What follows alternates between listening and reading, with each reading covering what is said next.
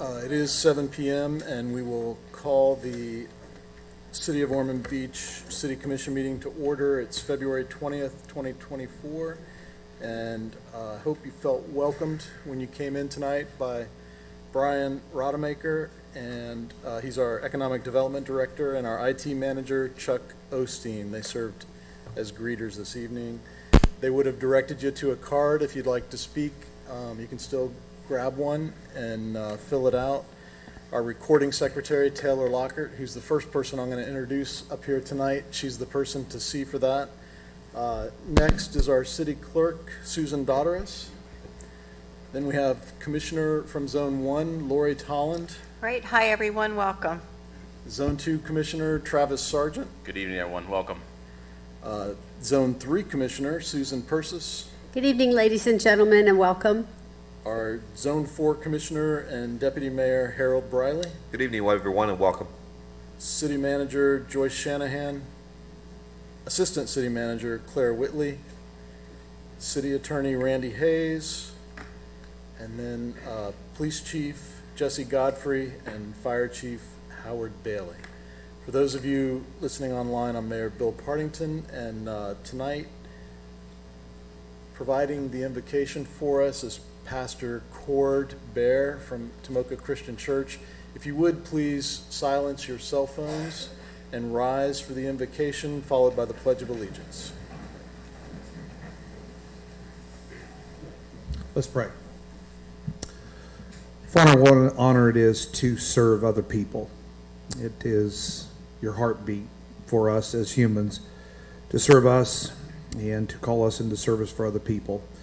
So, Lord, today we pray, first of all, a prayer of thanks for this wonderful city we call home, and for those who have been entrusted to serve it at these positions and these levels. Lord, we pray that you would give them your strength and your wisdom and your grace to lead as they make decisions for this community, God. Would you use them to provide exactly what your word tells us, that is for protection for those of us who live here. We're thankful again for this group, and again we pray your blessing upon all that takes place tonight in Jesus' name. Amen. Amen. I pledge allegiance to the flag of the United States of America and to the republic for which it stands, one nation, under God, indivisible, with liberty and justice for all.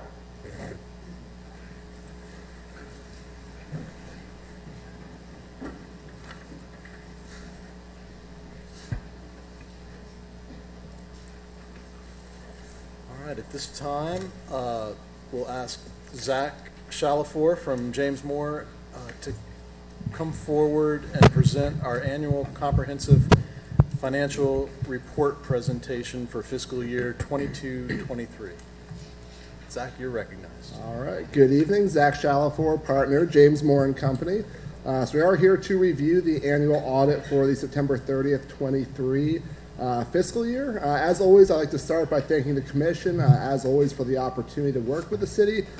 Big thanks as well to Kelly and Chris, your core finance team, for all of their hard work. We kind of hit this same second meeting in February every year, but it kind of goes without saying that you're every year one of the first 5 or so municipalities that we have the audit completed, issued every year out of 40-something that we work with. So timeliness is always a priority of your team, and they always come through helping ensure that this report is available pretty much as early as possible based on all of the external reports that have to be obtained to prepare this.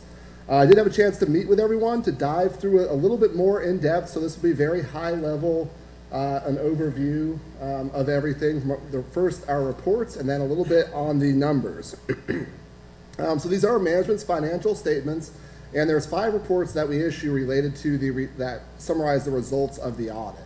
The first is the audit report on the financial statements, where we did issue an unmodified opinion, which is the best opinion we can issue, stating that the city's financial statements are fairly presented in all material respects. This year, we also performed a federal single audit, looking at some of your airport funding, and we had no compliance focused findings there, so a clean report on that front. While we do not audit the city's internal control, if we come across any internal control deficiencies in our financial statement audit. We would disclose those to you in the internal control and compliance report. We had no internal control or compliance matters to discuss here. And then the last two reports really are a series of items the state requires us to look at, report back to the state on. Also in there is a section for any other notes, recommendations. We did have one small recommendation related to the budgetary process for your pension pass-through fund, where those funds basically come in, go straight back out to the pension fund. But again, those are not deficiencies or otherwise, just areas that we observed and wanted to share thoughts and recommendations how to best handle those going forward. Also for your CRAs, we did perform and issue separate audit reports over each CRA. Basically the same series of reports, and no findings were identified in either of those financial statements. In total, the general fund was about $13.6 million this year. That, of course, is the primary operating fund of the city. Relative to the prior year, almost flat, about a $15,000 increase, which, given the size of the city's budget, is practically flat year over year. And looking at the fund balance, really your two bottom line assigned and unassigned numbers that we kind of consider your unrestricted reserves in the general fund, relative to what you spent in the current year, about $42 million and change, you're at about 22%. There's a recommendation out there from the Government Finance Officers Association that I always touch on that says, in this measurement, a general purpose government should have a bare minimum of 2 months. So you're a little bit over that minimum recommendation, and then your internal policy looks at just the unassigned relative to your net budget with a 15% baseline, and you were also in compliance with that. So from kind of where you're at, in a strong financial position, continuing to go into the current fiscal year and beyond. Looking at your proprietary funds, where you have your water and sewer fund, solid waste, internal service, here we generally focus on, what are the trends? Are the funds all in a positive position? The one item this year, of course, that we see is solid waste, about a $2.7 million negative net position. That really is a temporary, somewhat timing difference combined of primarily the FEMA activity. So all of the Hurricane Nicole and Ian, about 18 months ago, about the start of fiscal year 23, all of those debris hauling costs were recorded in the solid waste fund based on timing differences, again, because FEMA takes a long time to get those dollars. Hopefully we will see them in the current fiscal year, and once those come in, that will offset a substantial portion of that. The other piece will be the general fund subsidy, just related to the overall increasing cost of solid waste, where that rate increase will really hit in fiscal year 24, and that did run at a little bit of an operating deficit in 23. That, again, that will get covered through a general fund transfer in the current year. And then lastly, always touch on pensions, because in the financial statements, you will see a net pension liability of about $32 million. And I like to just touch on that because that is not the city will have to cut a check for this situation. It's really more of a transparency showing what that unfunded liability is, but really where the city funds that is by making your required contributions every year. And with that, always kind of making the most appropriate decisions focused on the long-term financial health of your pension plans, which the commission has done over all the years that I've worked with the city. And this trend just kind of shows these are market values. So when it comes to funding, the actuary recommends contribution rates based off of a smoothed approach. So there's not as much of a fluctuation, but as you can see here, from purely a market value perspective, two of the plans over 80%, one approaching 80%. So all in all, no concerns here that we see, everything moving on average in the right direction. And again, what's most important is all of the required contributions have been made, and whenever there's a decision point related to the pension plans, that it is made with the long-term view to say, what will help ensure that these plans are sustainable and affordable to the city. So those are the highlights. I'd be more than glad to answer any questions or dive into anything a little bit more in depth. Any questions for Zach? I don't have any questions. Good report. Just great. Thank you, Zach. Great job. No questions, and you can grab a seat, and we'll have a couple comments, starting with. You okay to start with? Commissioner Sargent. Deputy Mayor Briley, and then we'll go to Commissioner Sargent.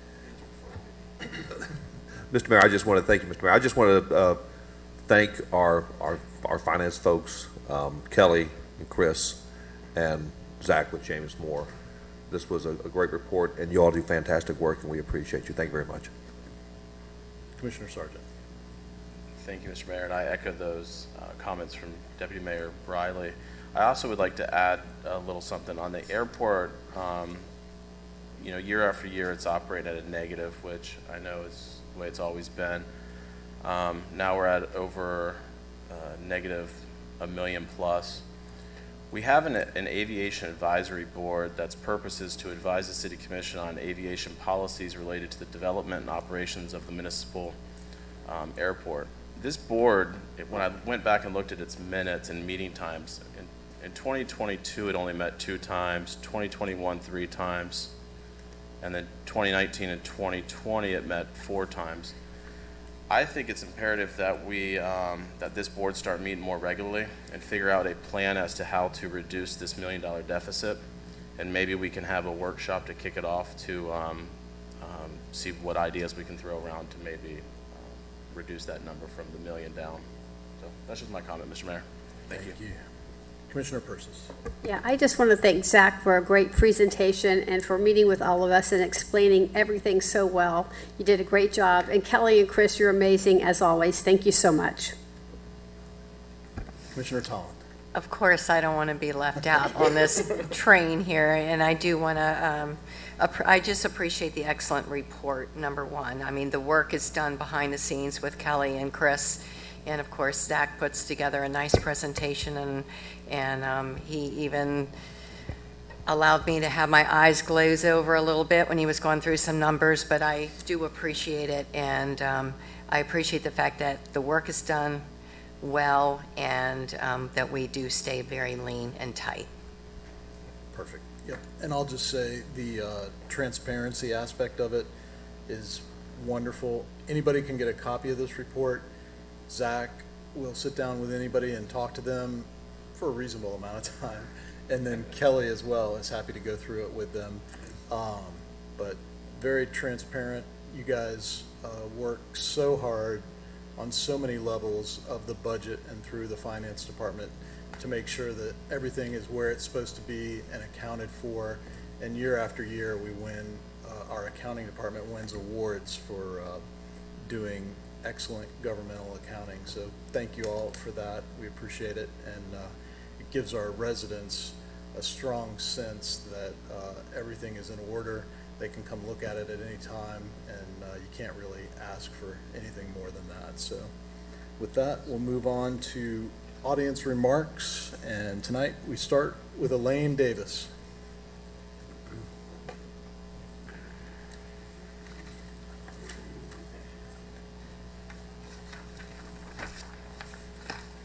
Good evening. Good evening. My name's Elaine Davis, and I live in the Ormond Terrace area, right here. And we have a group of people that have gotten together, and we have formed a little organization called the Ormond Terrace Neighbors. And our goal is to clean up our neighborhood. So we're looking for a little help from you guys and from code enforcement. We're trying to eliminate the neighbor-to-neighbor conflict. If somebody calls them with a complaint, because the state law says now you have to give that person the name and number of the person who made the complaint. So we're kind of hoping if we do it as an organization and a group, there's nobody to beat up. So we have included in the packet I gave you this evening some photos of our concerns. It seems like 1 out of every maybe 15 homes, everybody's parking on their front lawn. Some homes have 5 and 6 cars on the front lawn. There's trailers, there's boats. This is a beautiful city, and we need to keep it that way. We do have one major concern, and that is at the corner of Putnam and McIntosh. There is a house there in such disarray that I don't even know that there's anybody living there, but this screen enclosure that surrounds the swimming pool that is filled to the top, half of it's missing. I went out there myself 6 months ago and put up some orange construction fence, and it's gone. Somebody took it down.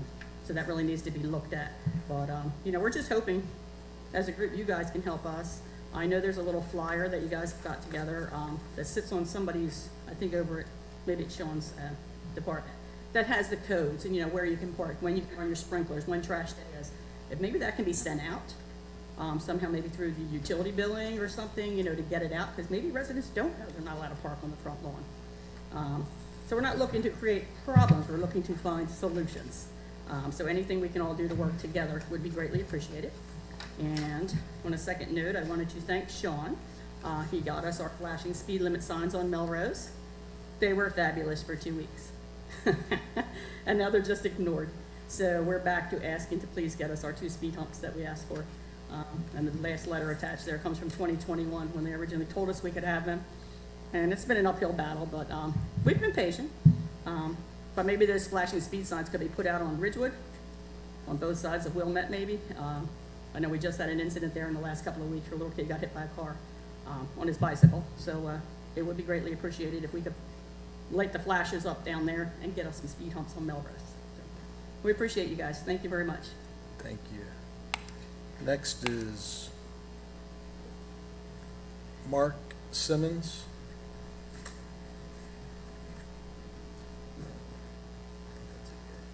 I'm Mark Simmons, this is my son Ethan. He's got a card up too, so maybe we can combine the time if we have to. If not, that's okay. Simmons Aviation Services, 2 weeks ago, Jerry came up here and spoke to you guys about maybe allowing banner operations back into the city. So I wanted to meet you guys in person. I was away in Key West for that day, so it's a meet and greet. It's a family-run business for almost 25 years. This is my son. He started off this big in the back of an airplane in 6 weeks, and now he flies them and does banners. He's going to go corporate himself down the road. I think that some of this non-banner flying in the area may be due to the lack of education or understanding that it is a safe operation. So I'm coming to invite any one of you guys, with the permission of Stephen, to do a demo.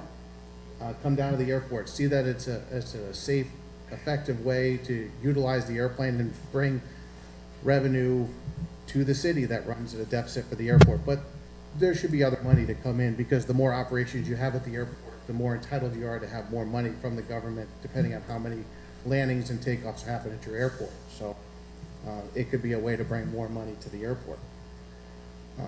The airport tour, I think, would be important for any one of you guys. My phone number and email is on that courtesy card, and at any time we can set something up. You can see an airplane, see what it involves.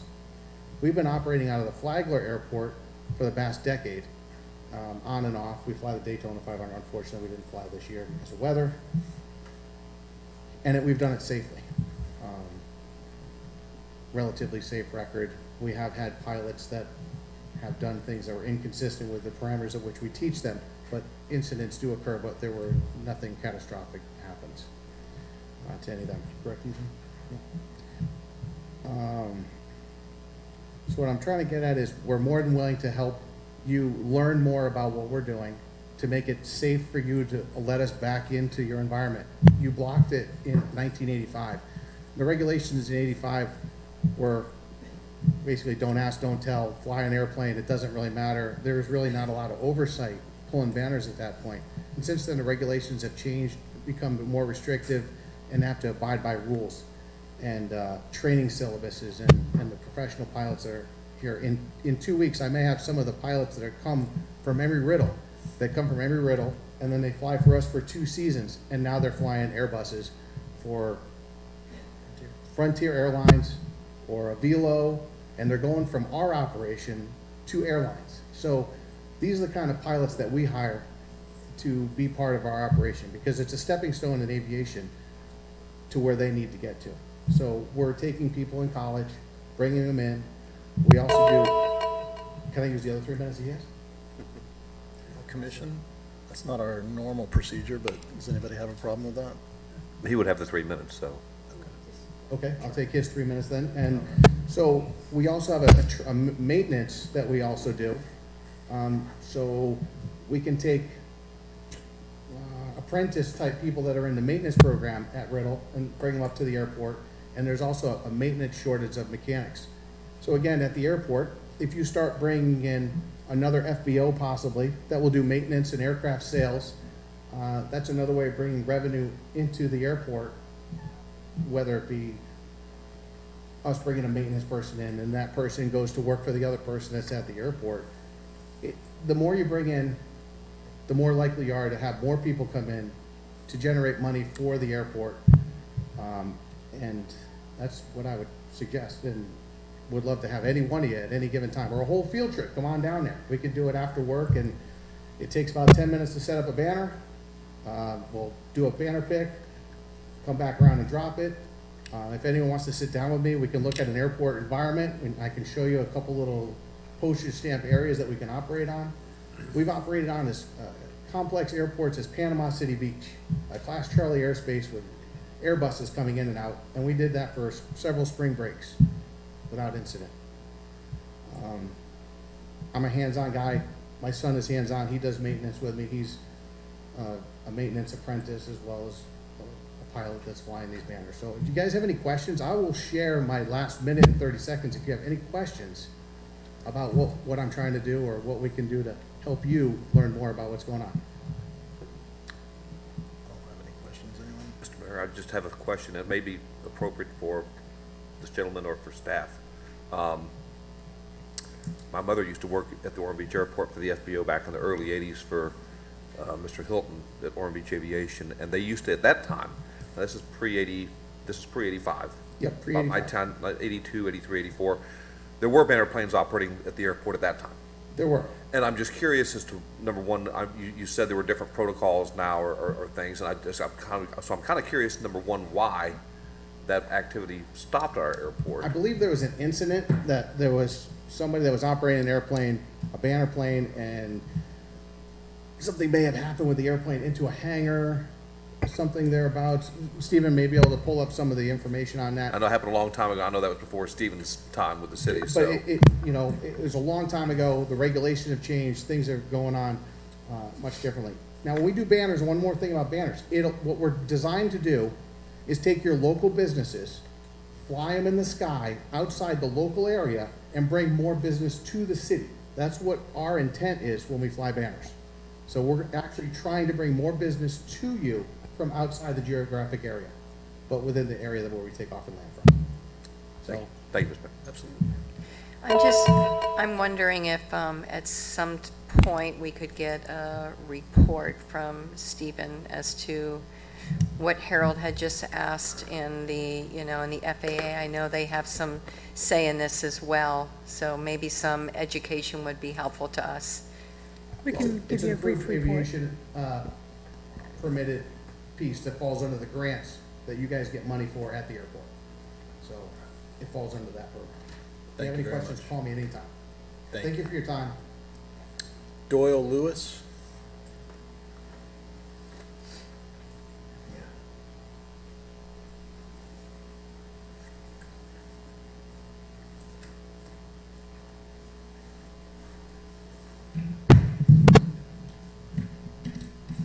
Good evening, Commissioners, Mr. Mayor. My name is Doyle Lewis. I brought a simple thing to you tonight. How are y'all doing?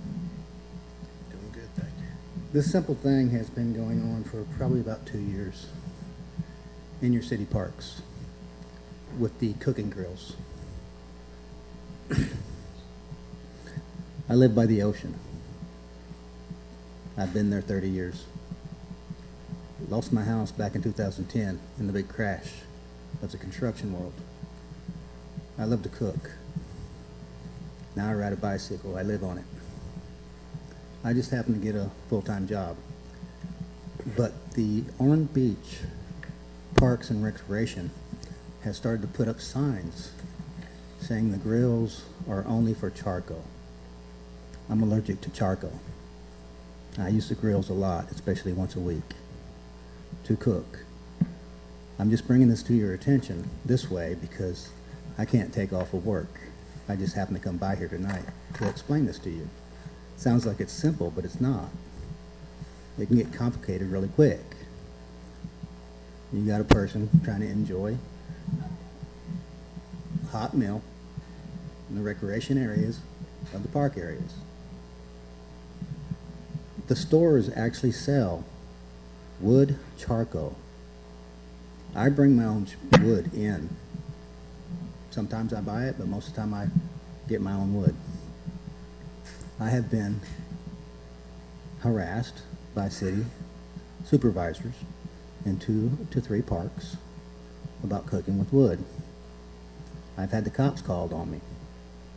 The cops actually look at the sign and say, we can't do nothing about it. It's not Ormond Beach law. I seen another person about a month ago cooking with wood in the South Ormond Beach Ocean Park.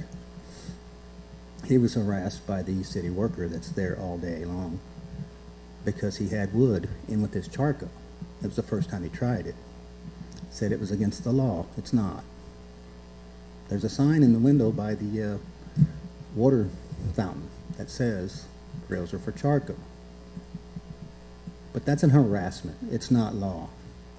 And the city workers are pushing that on Ormond Beach residents because I moved here 30 years ago. I go back and forth between Flagler Beach, Daytona Beach for school and work. But Ormond Beach is where I moved to 30 years ago. Thank you. God bless America. All right, Commission, the minutes from the City Commission meeting of February 6, 2024 have been sent to each of you for review, also posted to the city's website. Any additions, deletions, or corrections? I move approval of the minutes of February 6, 2024. Second. Moved and seconded. All those in favor, please say aye. Aye. Opposed, like sign. And we will show that those passed unanimously. Next up is the consent agenda. Commission, anyone wish to pull any item off of the consent agenda? Commissioner Sargent. I'd like to pull F, please. Anyone else? I'll just have comments after. Perfect. Mr. Mayor, I'll move approval of the consent agenda. Minus F. Minus F, I'm sorry. Second. Perfect. Please call the vote. Commissioner Tolland? Yes. Commissioner Sargent? Yes. Commissioner Persis? Yes. Commissioner Briley? Yes. Mayor Partington? Yes. 7F. Resolution number 2024-24, a resolution approving the application of Songbird Aviation LLC to provide services as a Category 4 fixed-base operator at the Ormond Beach Municipal Airport, establishing conditions of approval and setting forth an effective date. This is resolution number 2024-24, read by title only. Thank you. Don't have any cards, just need a motion and second for So discussion. moved. Second. Second. And Commissioner Sargent. Yes, Mr. Mayor. So I'm all for more FBOs out at the airport. I think it's great. However, when I was reviewing this one, the insurance document that I just got provided, the classification for work on this insurance document is for warehouses. It's not for airplane sales or anything related to aviation. So I'm just kind of hard to approve something when we don't have an insurance document that's going to cover the operations that are going to be going on here. I don't know if we can approve it with time for them to, 30 days to get the proper insurance. I don't want to hold anything up, but I also just, I'm in the insurance field, so when I review this, I have to take caution. Commissioner, would you be talking like a conditional approval Correct. with a time date, a time certain? Correct. Or I don't know if it'd be better just to continue it, but let's hear from staff on what they think is appropriate. I don't doubt Commissioner Sargent's insurance knowledge, but I don't know. I don't know if anybody's here from Songbird Aviation. No, well, we can surely check back with them. If you don't mind a conditional approval, then we'll get that forward, and if we don't, then we'll bring it back on another agenda. That's fine. So I just need we've got a motion and a second. I guess we just need a motion to amend. With And Randy, I don't know if condition. you have any particular language you like for a conditional approval, but I think perhaps just a motion to approve conditioned on satisfaction, on the production of satisfactory evidence that the insurance meets the requirements of the code. And then the city manager and staff can bring back a report to you at the next meeting that will explain whether or not it meets the requirements or not. So if it doesn't, then by the condition it won't be approved. If it does meet it, then by the condition it will be approved. Does that work for everybody? Yeah, that's good. I think Randy stated my motion precisely. Second it. moved and seconded. Precisely. Please call the vote on the amendment to the motion. Commissioner Sargent, Yes. Commissioner Persis, Yes. Commissioner Briley, Yes. Commissioner Tolland, Yes. Mayor Partington. Yes, and now, please call the vote on the motion as amended. Commissioner Persis, Yes. Commissioner Briley, Yes. Commissioner Tolland, Yes. Commissioner Sargent, Yes. Mayor Partington. Yes, so that's 7F with a conditional approval. And Commissioner Tolland, I think you were first as far as comments Yeah. go on the consent agenda. Correct. On consent agenda J, I just wanted to make the comment that I'm really glad we're doing this feasibility study for pedestrian safety on the Granada Bridge. I know studies take time, but I also do know that the plan to improve Granada is taking time. I just hope the timing works together, and that we have the study done and we can kind of try to make a seamless transition when we do start making those changes on Granada. That's all. Great, thank you. Yeah, it would be wonderful to take care of it all at one time while Yeah. the construction's happening, so I agree with you. It would make common sense. Thank you. Anyone else? She covered it? Yeah, she covered it. I don't want to be redundant. Commissioner Sargent. I'd like to talk about H. We're finally getting the audio and video updated in the chambers. I mean, this was something was one of my campaign issues, and I'm just very thankful that our residents will be able to sit at home and hear us, and unfortunately see us. But I think this will, one more step to Transparency. enhancing transparency with our residents, and as it'll transpire to the new website that we'll be getting, I think everything just with technology enhancing is going to be great for more transparency. So with that, thank you. Absolutely. Anyone else? If not, we'll move to public hearings. I'll open the public hearings and we'll start with 8A. Resolution number 2024-28, a resolution of the City Commission of the City of Ormond Beach, Florida, approving the preliminary plat for the Bradford Park Townhouse subdivision, establishing conditions and expiration date of approval, and setting forth an effective date. This is resolution number 2024-28, read by title only.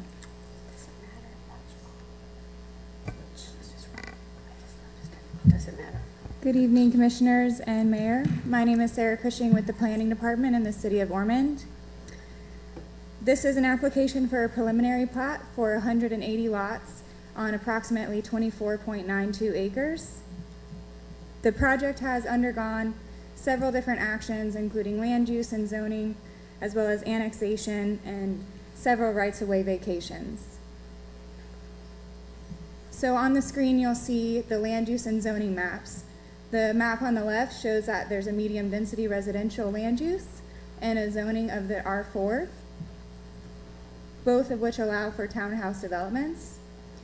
The Bradford Park development has approximately 7.22 gross units per acre, and it is a conditional use of the zoning.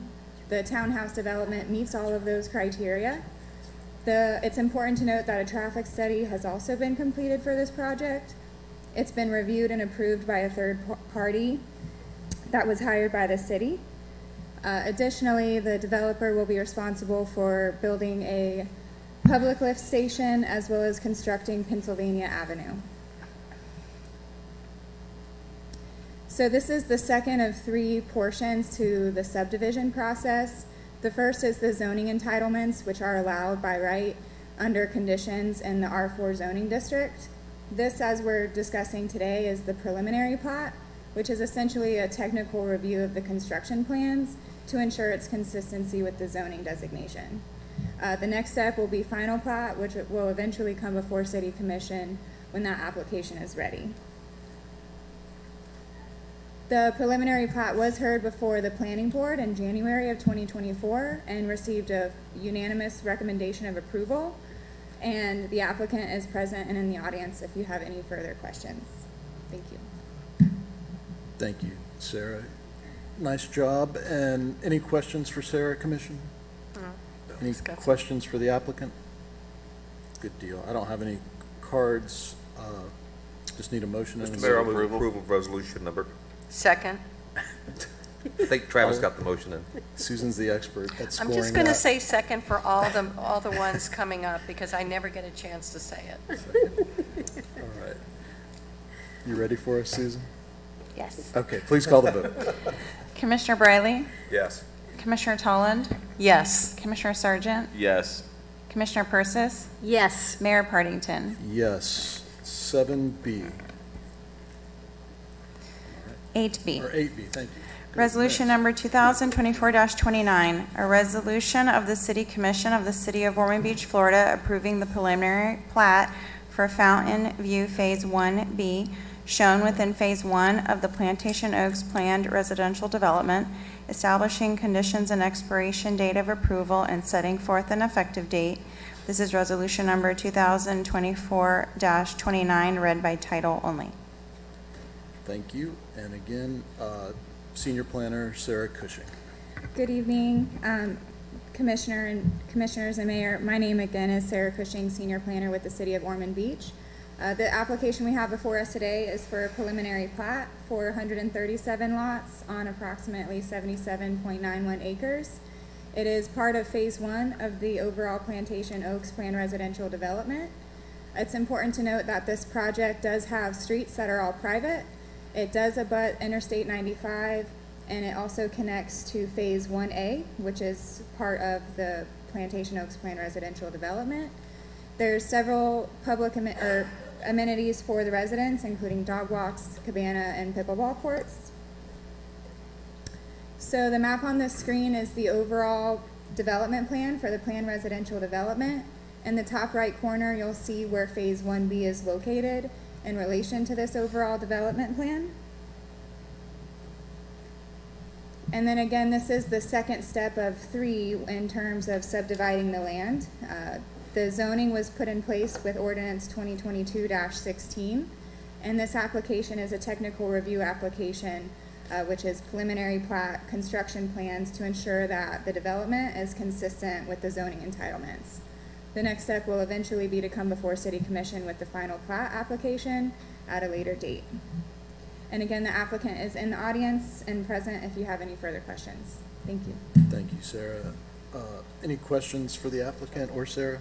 Commissioner Sargent. Did I hear pickleball? This is the first project I think that is going to have pickleball in it. Am I right? I think it is. Good evening, Parker Minchberg, 1729 Richwood Avenue. Good evening. Actually, Phase 2, my manufactured home community, it has 4 pickleball courts. I play twice a week. I love it. Not bad when you're an old guy, can't walk too well, but you can play pickleball. Cool. Thank you. Good. I just wanted to- Commissioner Persis. Yeah. No, Parker, I just wanted to tell you, I was really happy to see the pickleball, the cabanas, and the dog walks. I mean, we all love our four-legged furry family members, and so I think that's just a huge draw for people, and, you know, your developments are always wonderful, so I just want to thank you for that. You're welcome. And we are getting ready to break ground on the Fountain View 1A clubhouse and pool, so that's going to be built real soon. That's awesome. Commissioner Tolland. And since Parker is up there, I just wanted to talk about 8A. That was the perfect place, a smart place for townhome community. It's, you know, up to US 195 and Plantation Oaks Boulevard. It's just the perfect spot. So thank you for thinking about that in your development plan of where you're putting single family and I'm going to give the townhomes. credit to the developer, Rick Majuri. So- You know, he was the one that kind of directed me to design the townhouse project, but you're right. Yeah. You know, right behind the racetrack, It's- that's where you have the higher density. And yes, exactly, closer to the road, so if there's ever, you know, public transportation, it'll be easier there. So I thought that was very smart, so thank you. Thank you. Commissioner Persis. I just wanted to let you know, I drove out there today just to look at everything, and wow, I hadn't been out in that area in Yeah, about a it's year or two. starting to come together. It's starting to come together. We actually had Yeah. 7 closings of manufactured homes, kind of had my best month. And you can see D.R. Horton's in Phase 1.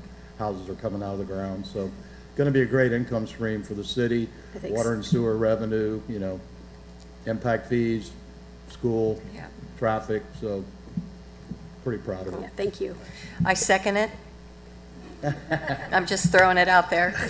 Oh, there's a motion. I think it's up for you. Okay, I move approval of resolution number 2024-29. I second it. Any further discussion? Please call the vote. Commissioner Tolland? Yes. Commissioner Sargent? Yes. Commissioner Persis? Yes. Commissioner Briley? Yes. Mayor Partington? Yes, and we will close the public hearings. Thank you, Parker. Have a good evening, and move to reports, suggestions, and requests, starting with City Manager Joyce Shanahan. Good evening, all. Just a reminder that we have your next meeting on March 5th at 6 p.m. at Calvary Christian Center, and that is to discuss the Tomoka Oaks item. So that'll start at 6 p.m. I don't believe we have any other items on that agenda. Is that correct, Susan? Small There are agenda? some items, yes, some So small if you- ones. there are some. And a demolition lien. Okay. Over the last couple of weeks, you all have been talking about some additional meetings that you'd like to have, and we've kind of put those into 3 separate categories, and I would like to run some times and dates by you. The first category being CIP updates, and that would be March 19th at 5:30, and we would discuss Casson Park, overnight docking at Casson Park, Andy Romano, and some miscellaneous projects. Does that sound okay to everybody? I see shaking of heads, so I'll... Is that just Casson Park, the overnight parking, or Casson Park, the redesign? It's all of it. Okay, thank you. Yes, I'm good with that. That's good. The second meeting would be April 2nd, and we would like to talk to you about the EOC and 56 North Beach Street property. I'm good with that. What time is that start? 5:30. Again, it would be 5:30 to 7. Good. April 16th is our technology issue, if you will. We want to talk to you about the technology upgrades for the city commission chambers. And then we'd also like to talk to you about the Riverbend property land use.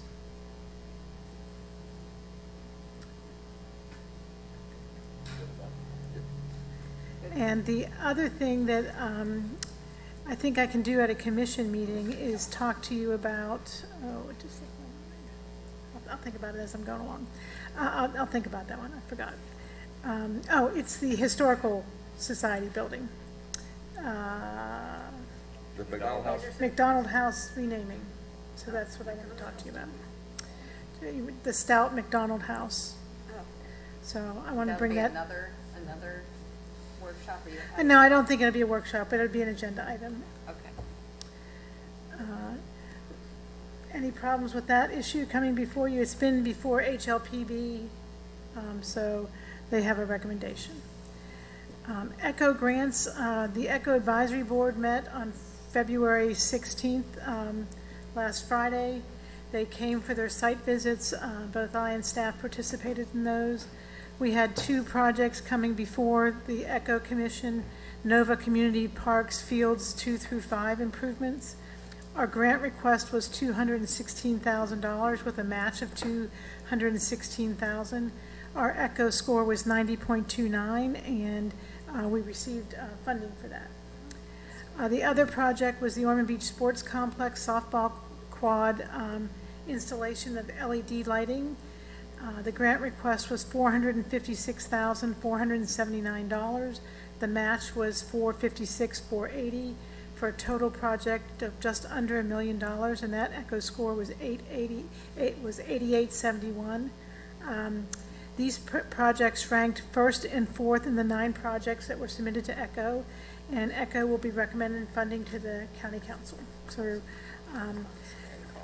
Loretta Moisio, who does our grants, does an excellent job, and several of the ECHO board members mentioned her by name for all of her good work. So Kelly, please pass that on along to her. Some statistics about the First Step Shelter. From December 2019 to 2024, they sheltered over 1,174 people and served almost 250,000 meals. We've been working on an electric charging station at the rear of the parking lot. Staff has been working with an agreement with FPL to place 4 charging stations at City Hall. The city is only required to commit to 4 spaces at City Hall for the charging stations, which have been identified in the back row where the fleet staff parks. FPL pays for all improvements and handles the cashiering and charging of the public for the charging station. So we're really excited to have that come on board. We'll be bringing that to you in March for commission approval. This is the springtime and all of our leisure services programs are starting. If you're looking for co-ed volleyball, registration starts. Outdoor yoga starts on the 23rd. Once Upon a Story Time, very, very popular time at the Casements. Our next one is Tuesday, February 27th. It's free to attend, but you have to call and register because it's limited seating. Movies on the Halifax on Friday, March 1st will be the Barbie movie. And I'm happy to answer any questions that you may have for me. Any questions for the city manager? No? Thank you. All right, thank you. Assistant City Manager Claire Whitley. One more update on Andy Romano Beachfront Park. You didn't mention that, did you? The stairs, we did ask for a quote to put some temporary stairs, and we should be receiving that this week. So we'll let you know a timeline and cost on that when we get it. And just for some clarification, the stairs on the east and the west side can accommodate temporary attachments of stairs because there's something to attach to. The center stairs, there's nothing for them to permanently attach to, so we'll have to wait for that as part of the big project. But our prime beach season is opening up, and we wanted to make sure that we had that available. I've had a couple of comments from the public, and Mr. Galloway gave me a call about some concerns that he had. Staff went out and did a walkthrough, identified some areas where we thought we could make some improvements, especially along the northern part of the park where the handicapped access ramp is currently, working with Volusia County to smooth out some of that asphalt there and do some better signage there. So I'm pleased that we're working on that. Thank you so much. Thank you, Joyce. Claire, did you say nothing?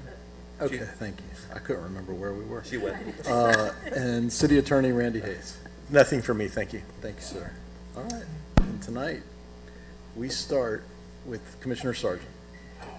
Well, like Commissioner Tullen, I wrote a lot of notes, so I'm trying to get through this all. I'd like to start with an email that I got forwarded to me from Lewis Heister, and it was sent to Chief Godfrey, and I just would like to read a little bit of it. It just says, Dear Chief Godfrey, I'm writing to extend my heartfelt gratitude for your unwavering commitment and professionalism in ensuring the safety and security of our residents of Ormond Beach, Florida. Your leadership has been deeply appreciated. Specifically, I wish to express my thanks for your swift and decisive action taken by the Ormond Beach Police Department in response to the permitted demonstration near the synagogue where my family and I worship. While we understand and respect the right of freedom of speech, the potential security concerns surrounding this type of anti-Semitic gathering cannot be overlooked. And it goes on just thanks, and it also says thank you to Mayor Partington. I think you saw this email as well. And I also would like to, there was an incident at Temple Bethel where the button, someone accidentally pressed a button, and the police were there within, I think it was 15 or 20 seconds, if I remember correctly. I mean, that is very impressive response time. I happened to be dropping something off with my wife, and I walked in and saw everyone with rifles. I was like, oh, wow, this is interesting. So I just would like to say thank you, Chief and Mayor, for y'all's support on this issue. Let's start with some notes here.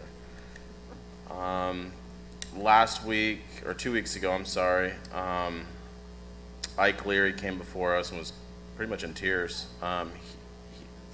He does so much for our city.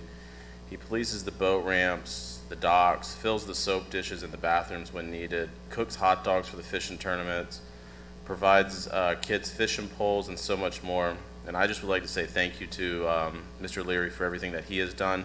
And I'm very thankful that we're going to have a workshop to discuss finally getting that Casson Park redone. It's long overdue, and I'm just thankful that that's on the for the workshop. I also would like to thank staff for cleaning up the Riverbend Golf Course parking lot. I've already had phone calls of how much better it looks out there. I drove out there today, and it's come a long ways, and I appreciate that. Do we have an update on Bailey River Bridge on the roof? It's still, I know we approved that a couple months ago, and it's still just... Thought they started yesterday. Yesterday? Okay. Okay. Thank you to Kelly and Chris for all you do. I waited till now to say it, but thank you. And my last issue is I have a resident, Ms. Toro, who lives over by Osceola School. And I can get her email or her address. I can provide it to you, Joyce, but I need help. The school board's not helping. It's school board property. This issue's been going on for over a year. They backed these portables up right next to her bedroom. She can't even live in her bedroom. One of our Ormond Beach residents can't even live in her house because the AC units are running 24/7. And yes, they're under the decibel requirement, but this resident can't even live in her bedroom. She's living in her living room because it's so horrible. And Volusia County Schools, I've reached out to a few people and I'm getting no responses, so I don't know what we can do, but something needs to help. I mean, I just got off the phone with her as I was walking in here, and she's almost in tears that nothing is getting done. I mean, these things are backed up right to her house. Something has got to get done with this, and I can provide her address privately, please. And they're portables? They're portables backed up right to the house with the AC units. Are they housing children? I mean, are they being utilized right now? They are, but Okay. these AC units are running 24/7. And I was told Earl Johnson was going to do it. Now he's not with them, and it's just one excuse after another. And we have a resident living in their living room because the noise is so horrible. I mean, that is just awful. And she also has an issue with flooding because they graded another part of it. Now her and her neighbor are flooding when it rains. That's a separate issue. I would like to just focus on getting this resident to be able to live and sleep in their own bed and not have to live in their living room because of something just, I think, absolutely ridiculous. With that, I'll say goodnight. Thank you, Mr. Mayor. Thank you, Commissioner. Commissioner Persis. Yes, thank you. Good evening, everyone.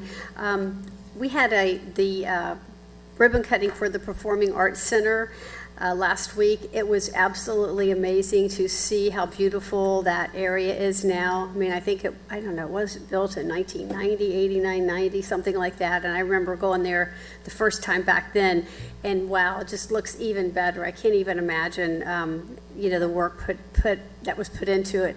And I just want to publicly thank Lucy Jackman. I know she was the person spearheading this, getting all of this done, and it's just going to be amazing. And I also reached out to Paul Hollop and thanked him for the seats that he donated to the center, and they are really comfortable. I sat down in them. We both sat down in them, Deputy Mayor Briley, and I really didn't want to get up. It was just really nice. But we're just very lucky to have this updated Performing Arts Center in our city. I'm just very excited about it. And I would like to do a shout out, and the shout out is to you, Mr. Mayor. So I was attending the Historical Society event. It was their annual meeting, and our mayor actually received 2 awards, and one of them was, let's see, where do I have it written down? Let's see, put it right here. The Ames House Award and the Anderson Price Memorial Award. I wanted to get those names correct. But it was amazing to hear what was said about our mayor. And so I took the liberty of calling Bobby Coleman, who presented the mayor with this award. And she has known the mayor and his family for many, many years, I guess since Mayor Partingham was a very small child. And so she gave me permission to read what she said. I asked her to come tonight, and she wasn't able to because I wanted her to read it, but she said, well, you can just do it for me, Susan. So I said, okay, I'm going to. So these are words from Bobby Coleman, but I wanted all the commissioners and staff and the audience to hear about our mayor. So she says, the Anderson Price Award is given to a person whose cumulative participation and demonstrated leadership strongly support the mission of the Ormond Beach Historical Society. She says, tonight, I'm very honored to present this award, the Anderson Price Memorial Award, to our mayor, Bill Partington III. You see, Bob and I have known the mayor since he was a teenager. We watched a bright young teen grow into a concerned and caring young adult, and now leading a leading city servant. We've seen him energetically work in near 100-degree heat on mission trips and be an example to our youth and befriend a fellow classmate when nobody else would. A longtime member of our church and an elder there, he even married our youth director, Lori Parker, 27 years ago. Actually, the entire Partington family is special. The father, a true role model for his son, Bill, the mother, the sister, wife, and amazing 3 daughters. In preparing for his career, Bill, or Billy P. as we still call him, served as Florida Senate page for State Senator Ed Dunn and interned for U.S. Congressman Bill Chappell. His political career includes city commissioner for Zone 4 beginning in 2003 and first elected mayor in 2016, both without opposition and while helping and working with our organization, which is the Historical Society. In his State of the City presentation in 2022, Bill said, "When I think about Ormond Beach, I think about our charming coastline, our vibrant downtown, and the faces of friends and neighbors who make this unique oasis home." In 2016, the founder of the Historical Society, Lupe Burt, said, "No other city has what we have." And she was right. No other city has Bill Partington. So on behalf of all of us, Mayor Partington, we congratulate you. Thank you. Thank you.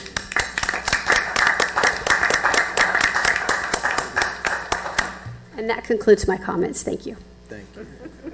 All right, the deputy mayor stepped out, and we'll go to Commissioner Tollins. Yeah, that's hard to beat there. Congratulations, Bill. I'm sorry I missed that, but well-deserved.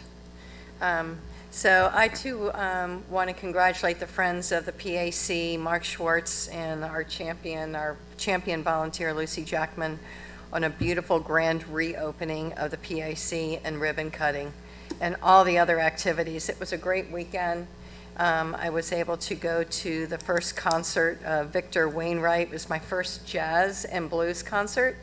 And oh my gosh, I was blown away with the talent of the band Train and Victor himself. So I definitely have a new showgoer after that event. And the PAC is just a gem. The whole event was amazing. I do want to tag on to a couple comments that I heard tonight. And one is what Commissioner Sargent was saying about underutilizing the Airport Advisory Board. I have been thinking as well about some of the advisory boards since I did serve on leisure services before. And, you know, we were pretty consistent in meeting, but there are quite a few advisory boards that I feel like our meetings are canceled or they're underutilized. And I think what we have to remember, these boards are comprised of willing and interested residents that want to serve the city. And we as commissioners nominate these individuals after really careful consideration. So it's not just, they're very thoughtful advisory boards. And in an effort to improve our community engagement and our transparency and hear any valuable input in city affairs, I would really like to see our boards meet regularly. Just for the record, they only meet every other month. They don't meet every month, just so you know. Okay, and that's fine. But I do see that some are canceled when we have those planning memos. So, I would like to see them meet regularly. That doesn't have to be monthly. But start providing us some feedback on any kind of issues or affairs of the city that they may see that may benefit us, whether it's, crazy ideas or whether it's, hey, we're doing great. I think that would not be a bad, bad thing. I do follow up with leisure services, that's because that's where my heart was. But some of these other boards, I don't really know what they're doing and what they're, and all. So I just think for community engagement purposes, maybe we as a commission should ask them to make a better attempt at meeting and reporting back to us. Well, we can provide you with minutes of those meetings, Okay, because we take minutes at those meetings. All So right. be sure to make sure you have copies of those minutes. perfect. Thank you. I appreciate that. And also with the neighborhood at the Ormond Terrace, you know, I'm looking at some of these pictures.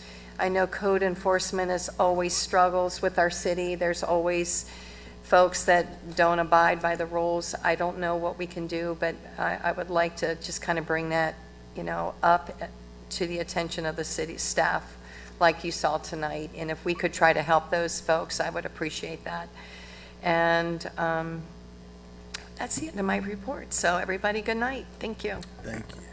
And Deputy Mayor Briley. Thank you, Mr. Mayor. I want to just echo the comments about the Performing Arts Center. I was there for the ribbon cutting on, I think it was Thursday. Fantastic facility. Bomar Construction and those folks, all the folks involved in the construction just did a top-notch job. And thank you so much to the Volusia County Council and the ECHO, the board, and the Friends of the Performing Arts Center, Lucy Jackman. They just did a fantastic job driving that project forward, and to Paul Hollop for his donation of the seating there. I mean, that was a great donation to the city of Ormond Beach, and we have something I think we are very, very proud of. I know one thing we discussed under Commissioner Collins' last meeting was the homeless issue and then the homeless camp. I did speak with Joyce, I think it was last week. Apparently, I did get a phone call from a resident in Mallard's Reach. Some of those folks were actually coming out of the homeless camp over there on Center Street and going into the subdivision and knocking on people's doors and asking for rides. So, I'm sorry, go ahead. Can I update you Yes, on that? ma'am. So I did speak with the HOA president there. As I may have told you, we were waiting for the property owner to sign a notice of trespass so that we can post that. And once I think we're still in the process of getting that from the property owner. And once that happens, then we'll post that property, and it'll be the property owner's responsibility to clean out that site. And I think the chief has spoken to the folks in Mallard's Reach, so I think they're on tap there. Okay.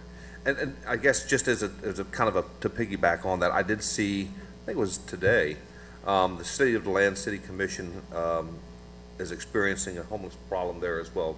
Some of you may have seen it, I'm not sure, but they did pass an ordinance that prohibits any sort of camping on any sort of city property or city sidewalk or anything like that. So I'm not sure if we have. So we met with Ann Margaret yesterday to review what our options are, not only DeLand, but there are other cities throughout Florida, and we're looking to see what we can do, and we'll be bringing something back to you. Thank you, Joyce. The only other thing I have, and I'm just kind of wondering if it's something we can kind of look down the road. I don't know if we need a workshop on it. I don't want to workshop, things to death. But something that just kind of came to my attention, and you look around, I'd like to see if there's any way in the future, I don't know if there's any money in the budget this year or not for it, but for recreational facilities for children who have challenges or handicaps, children who are limited. I'm not sure we have, I know there's playground equipment out there for children that may have, some sort of physical limitations, but I think that would be great if we could incorporate that like in Rainbow Park over at Nova Community Center or some of our other playgrounds. We do have that one playground, the Boundless Yeah, that's playground out. heavily utilized, the Boundless Right. playground out at the airport. That's crazy busy with folks. Right, and I know of that one, I was just wondering if there's any future possibilities for other locations. Because I know not all of our residents can get out there. Yeah, well, we certainly can look at incorporating, more accessible equipment in all of our facilities. Mr. Mayor, that's all I have, thank you. Thank you, Deputy Mayor. And some of that may have been included in just the recently updated master plan as well, so you can bring those to us. I've got a few things tonight, which is unusual, but as far as the airport workshop, Commissioner Sargent, I didn't know, was it primarily related to the budget deficit that you were asking? Like a plan to help reduce that? Is that something that staff could bring us a plan, or do we need to workshop it with options, or? I don't see any I mean, it's a good point. It's more of a function of grants that we receive and our matching share of those grants. I can bring you back a report on that if you like, but I'm not sure that, I'm sorry, I didn't hear that. I think that would be a good starting point, but I also. I asked him if he wanted to start with that before we went right to a workshop. Well, and it's the whole commission's decision, really. Sure, and I think that's a good starting point, but I think we can do more than just look at grants and refund or fund. I think there's other ways to make money or to reduce or just to utilize our advisory board in a better manner. And maybe it starts with the commission doing a workshop to throw ideas around there of different ideas out there. So I'm for starting there, Mr. Mayor. Okay. The rest of the commission okay with that? I think the airport's, a vital economic driver, and we probably do need to look at what we can do to monetize that a little more. Great. Are you okay with that, Joyce? Yeah, sure thing. Thank you. And then, thank you, Commissioner Persis, for bringing up the Ormond Beach Historical Society. The Colemans are incredible people. I've known them for right about 40 years now, and they're just a driving force for positivity in the city. So to be recognized by the Historical Society and honored by them was very special. The Ames House Award, I think I accepted that on behalf of the entire commission and our staff. And Randy, that plaque is in my office, but I felt like maybe it should go at the Ames House. Would be the appropriate place to hang it if you can find a spot over there for it. But because essentially I think they were saying they were proud of how the city has worked to maintain that and keep it up in its historic fashion. So thank you for that. OBHS is doing some amazing things, the Historical Society. They really have a great new approach and some new programs. It's exciting to see what they're doing. I don't know if everybody got the flyer or not, but we can make sure that we get it. And then also the Ormond Memorial Art Museum is doing some amazing things too, and they just sent out their flyer, I think, to all of us. And so that's always exciting to see. We have some great organizations, whether it's Main Street, those two, to the Chamber, who add so much value to the city by the work that they do. The Casements Guild, any of those incredible groups of volunteers. The OB PAC was fantastic. All the activities, there were a bunch of them. Victor Wainwright and the train, they blew the doors off the place or blew the roof off the place. It was a powerful performance, and luckily, we just renovated the thing and made it brand new, and then they came and blew the doors off of it. But luckily, I think Robert made sure they built some resilience into it, so we'll be fine. Not only Robert with Joyce's leadership and Randy's help, but Lucy Jackman is just incredible. I've told folks, I think the prior commission fell in love with her passion for that project, and we're so impressed with her, and that's how she was able to drive it forward. But Loretta Moiso did an incredible job as far as the grants aspect of that. Stephen Sibley, I want to say, was the original person kind of assigned to the Performing Arts Center, and so he's always watching in the background. Our staff takes such a personal interest, and they take ownership of those things, and it's really wonderful to see. When I was there at the open house on Sunday, they were explaining to people all the technical details of the grade of the seats and where the stage is, and just all the things that you wouldn't know unless you were a professional who paid attention to that stuff. Also, Ruth Horan, I think, was originally involved in acquiring that facility, and so she should be remembered and honored as well. Wanted to make sure that happened. And Spira Gyra is coming. I don't know if it's into March or April. Tickets start at $50. That's going to sell out quick. I mean, they're an incredible group. They were here in 1993 for Jazz Fest, and Linda Cole opened for them. Now, Randy, was Linda the secretary in the city attorney's office for a while? Okay, I thought so. I don't know if she sings anymore, but just wanted to point out that Spirogyre is coming. Get your tickets quick if you want them. And Deputy Mayor Briley, you brought up the homeless issue, and I was going to ask the commission if we, and maybe the report, we'll wait for a report from staff as quickly as possible, hopefully, but do a workshop on the compassionate homeless ordinance approach that DeLand took. There's 3 separate ordinances that they passed that work in conjunction with each other. We've been a part of First Step for years, since the beginning, and I don't really feel like we've gotten the value out of it just because we haven't utilized it as much as we could. But if we had these ordinances in place, one of them is sleeping on benches or in ways that block sidewalks. One of them is anti-storage ordinance where you can't leave your stuff blocking areas. And then, I think the way that they work to enforce it is just to encourage compliance and encourage people to get hooked up with services. And that seems like a smart way to do it. I talked to the DeLand mayor, I can't remember if it was yesterday or the day before. He said the shelters support it. They've had no real pushback on it. Obviously, there's some concerns from the homeless community, but they believe once they start working it and enforcing it, that they're hopeful that they can gain compliance using the carrot and not having to use a stick of a punitive ordinance. And so if we could do something like that, I just hear about it every week anymore. And,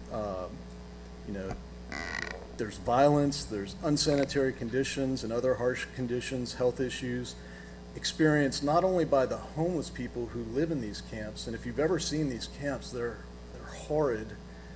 If you've ever seen them cleaned up and the conditions that these people live in, it's beyond disgusting, and all kinds of disease and other things that can be created there. But it affects the homeless, and then it affects people who come into contact with them. And so if we can prevent that dangerous situation and those severe health conditions, I think it's a positive thing for us as a city. And DeLand and other communities have done things, and so if staff can bring us the best of the best as far as options and a plan, I think it's past time that we... I was just going to add on that Faith organization might be a good resource to reach out to as well. They have a lot of different resources, and that is one of their goals as well, is to help the homeless.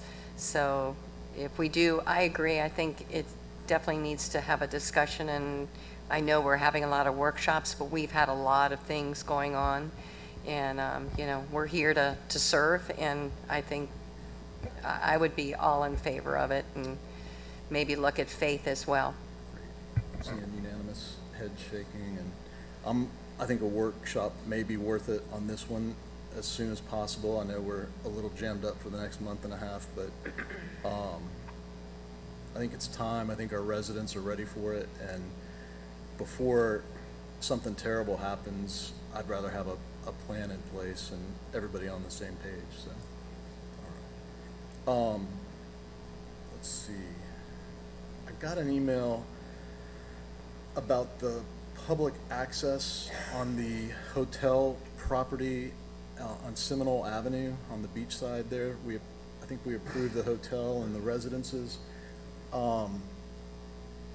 And my understanding was Cobb Cole, on behalf of the developer, is taking the project back through the process to remove the public access component. And they're saying that the county will accept fee simple ownership, but they're not going to maintain it. And so their option or their solution is to just delete that requirement, which didn't sound good to me at all. Losing any kind of beach access sounded like a non-starter. It also sounded like a bait and switch, if you will, because we approved that thinking that that beach access was gonna be there. I wanna say I remember Deputy Mayor Briley specifically asking about that, but I can't say that for sure without looking back at the record. But I wanted to see what the rest of the commission thought, what we should do, whether the city should offer to maintain it, or if we should ask the county to pay to maintain it, if they're gonna accept it. But I just don't think our residents realize that a huge public access point for them is being taken away potentially. Maybe that word will get out there, but I wanted to bring it up tonight and ask Joyce to report back to us if she would on it. So, and then on February 8th, I was emailed a letter from Waste Pro, and I'm concerned that we have an issue, a dispute, a pay dispute with them. It's weird to me because we've never had an issue with Waste Pro. I think we've been doing things the same way with them for 10 years, and now all of a sudden we owe them $1 million and something is their claim, and I'm concerned about that. I don't know why it's going on. I know our residents love Waste Pro and the service that they provide, and that's another one where I don't know if a workshop is appropriate. From what I read in the report, we approved a payment of something, and staff decided, no, we're not going to pay that, even though the city manager had indicated that there were funds available for that. And so that's concerning to me. If commission approves an amount, how does staff then change that?